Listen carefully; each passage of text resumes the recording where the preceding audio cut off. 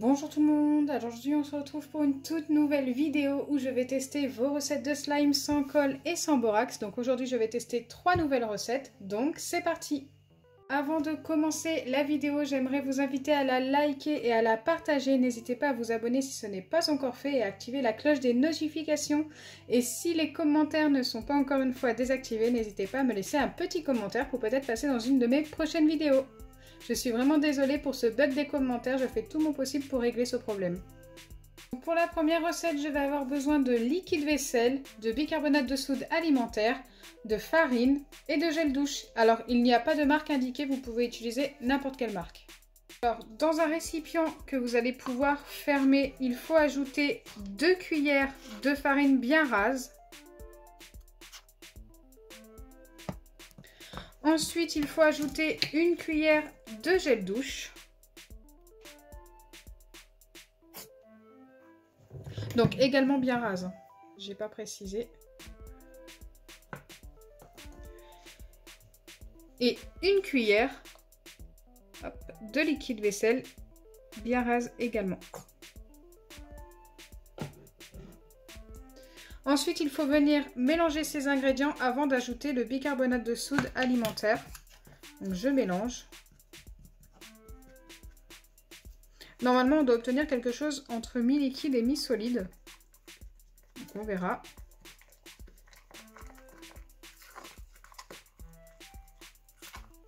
Ouais, donc c'est bien ça, on obtient une pâte mi-liquide, mi-solide. Pour l'instant, ce n'est pas du tout du slime, hein. Mais en tous les cas, c'est bien ce qui était indiqué dans la recette. Donc une fois que c'est bien mélangé, qu'on obtient ce genre de pâte, je pense qu'on est plutôt pas mal. On doit venir ajouter 2 pincées de bicarbonate de soude alimentaire. Et on doit remélanger.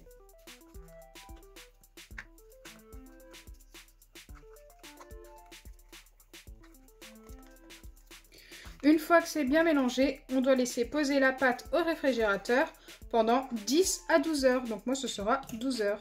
Donc bien sûr, vous verrez le résultat de cette recette à la fin de cette vidéo. Pour la deuxième recette, je vais avoir besoin de gel pailleté, d'acide borique ou de solution pour les lentilles, un récipient qui se ferme bien, ça c'est très important, et d'agar-agar. Donc c'est parti, je dois commencer par remplir la moitié de mon récipient avec du gel pailleté. Donc j'avais déjà commencé à en mettre un petit peu. Je pense que je peux tout vider hein, pour en faire la moitié. Donc moi j'ai pris du gel pailleté de chez Cléopâtre, mais vous pouvez très bien utiliser celui de chez Action. J'espère que ça va fonctionner. Hein. Ça fait pas mal de gel pailleté quand même. Donc là on est plutôt pas mal. Une fois que c'est fait, je dois ajouter de l'agar-agar. Donc je ne sais pas du tout quelle quantité. Ça n'a pas été indiqué, donc on m'a dit la moitié de mon récipient au niveau du gel pailleté. Mais pour l'agar-agar, je dois le faire au feeling.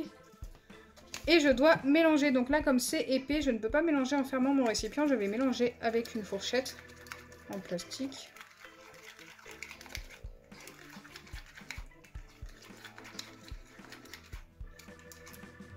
Je vais en remettre un petit peu. Je suis vraiment pas sûre de moi. Hein. Écoutez, c'est un test.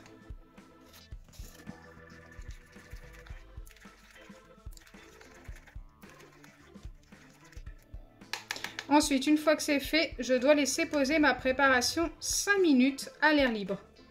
Donc moi, d'habitude, je laisse poser 1 minute quand je fais ça avec de l'eau. Mais là, pour bien suivre la recette, c'est 5 minutes. Donc je laisse ça comme ceci. Donc là, j'ai bien laissé poser pendant 5 bonnes minutes. Et maintenant, j'ai plus qu'à ajouter la solution pour les lentilles ou l'acide borique. Et je viens mélanger en refermant mon récipient et en mélangeant comme ceci. Donc là, ça va être assez compliqué, je pense, car c'est du gel pailleté et que c'est beaucoup plus épais que de l'eau, forcément. D'ailleurs, on n'entend même pas que ça se mélange.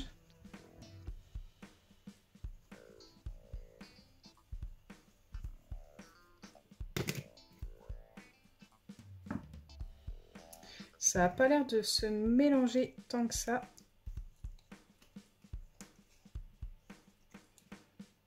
Écoutez, on va essayer de mélanger avec la fourchette.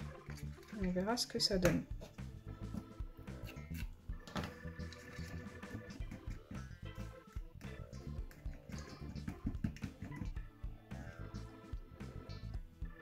Pour l'instant, ça n'a pas l'air de fonctionner.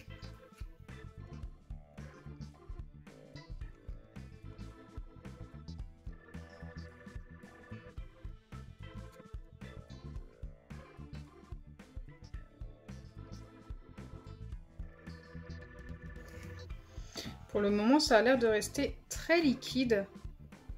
Je ne pense pas que cette recette fonctionne.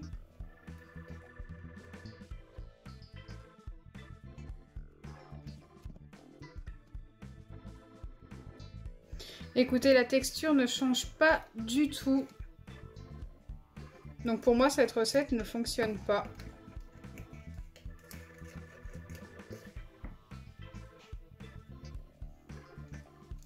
C'est resté tout aussi liquide qu'au début. Et pourtant, j'ai mis vraiment pas mal d'acide borique. Je vais quand même la garder et la mettre à poser pendant 12 heures comme l'autre doit poser pendant 12 heures également. Pourquoi pas, on ne sait jamais. Et on verra également à la fin de cette vidéo. La troisième recette, j'ai besoin de fixe aux dents et de masque peel-off. Donc ces deux ingrédients-là, vous les trouvez très facilement dans toutes les grandes surfaces et également chez Action. Donc pour doser ces deux ingrédients, il faut tout simplement faire exactement la même dose des deux côtés. Donc pas besoin de doser avec une cuillère, vous commencez par mettre un ingrédient et vous mettez à peu près la même quantité de l'autre. Comme je n'ai presque plus de fixe aux dents, je suis venue couper directement hop, mon tube pour pouvoir le sortir plus facilement.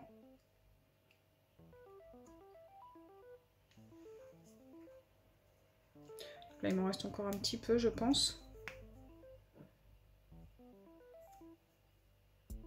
Ok. Et je vais ajouter à peu près la même quantité de masque peel-off. Donc c'est pareil, j'en ai presque plus, mais je pense en avoir assez pour mettre la même quantité. J'espère. Oui, ça va.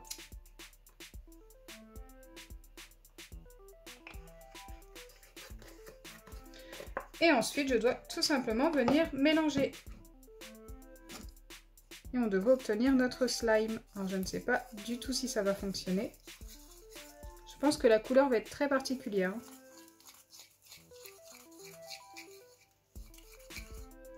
Ok, bah ça nous forme une pâte assez rapidement. Je pense que je vais pouvoir venir la prendre dans mes mains et la travailler.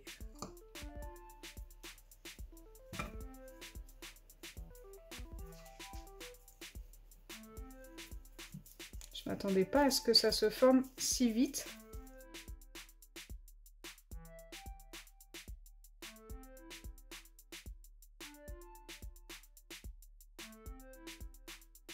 Donc là, j'ai malaxé la pâte assez longtemps et regardez, j'ai les mains, on dirait, je les ai baignées dans l'huile. Je ne sais pas du tout ce qu'il s'est passé, mais en tous les cas, voilà, ça nous a formé une pâte qui ne s'étire pas, plus une pâte à modeler. C'est pas vraiment très agréable.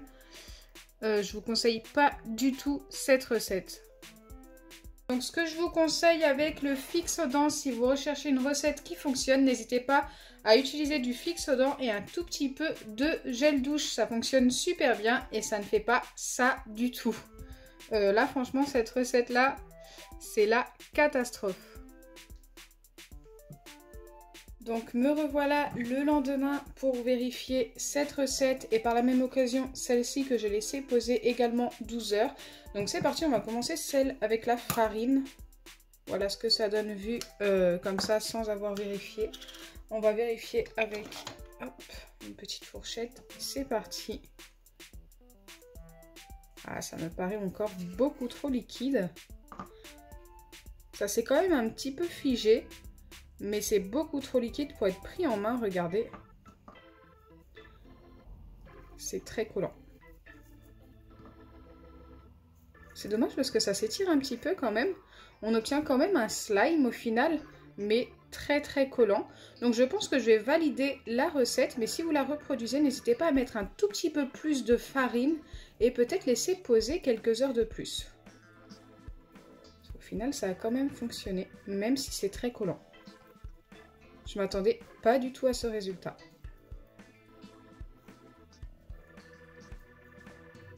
Vous voyez bien que ça s'étire aussi bien qu'un slime. Ok, quand même plutôt sympa cette recette. je vais vérifier celle-ci qui n'avait pas du tout fonctionné. On va voir si avec un temps de pause c'est mieux. Alors ça a l'air de s'être un petit peu épaissi, mais c'est resté quand même très liquide. Donc sur le dessus ça s'était épaissi, hein. Donc j'ai cru pendant un moment. Mais en fait en dessous c'est resté ultra liquide, ça n'a pas bougé. Je vais quand même garder mon gel pailleté et essayer de faire quelque chose avec. Parce que bah il y en a pas mal et ça m'embête de le jeter. Donc voilà,